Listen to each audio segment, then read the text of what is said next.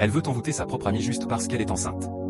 En venant sous l'arbre où elle faisait ses sacrifices, elle appelait le nom de son amie, et son amie est apparue avec une autre dame.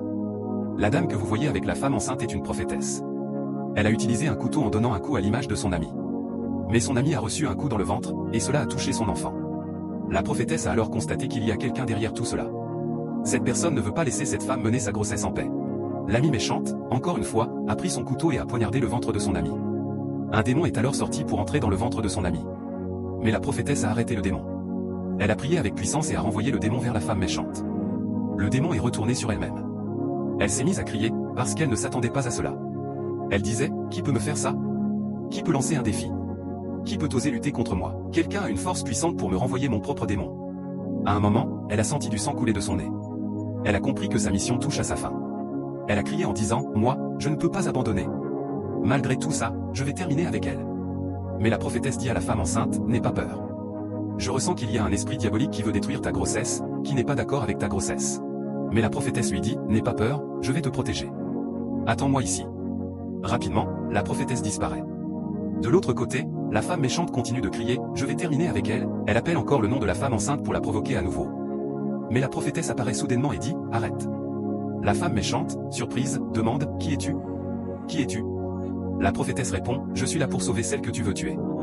Je suis là pour la protéger. Si tu essaies encore de la toucher, je vais te faire subir ce que tu lui fais.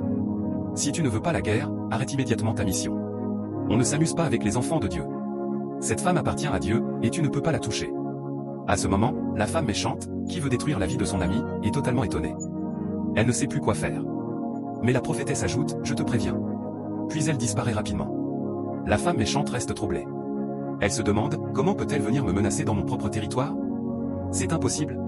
Mais malgré tout ce qu'elle vient de voir, elle ne veut pas abandonner. Elle refuse de laisser tomber et reste déterminée à continuer sa mission. Mais la prophétesse réapparaît à côté de la femme enceinte. Mais la prophétesse lui dit, « N'aie pas peur. Tant que je suis là pour te sauver, tu n'as rien à craindre. » De l'autre côté, la femme qui veut détruire la vie de son ami ne veut toujours pas abandonner. Rapidement, elle essaie encore d'agir. Mais l'Esprit de Dieu s'oppose à elle. Elle tente alors de disparaître, puis de réapparaître là où se trouve la femme enceinte et la prophétesse, en criant, « Qui es-tu?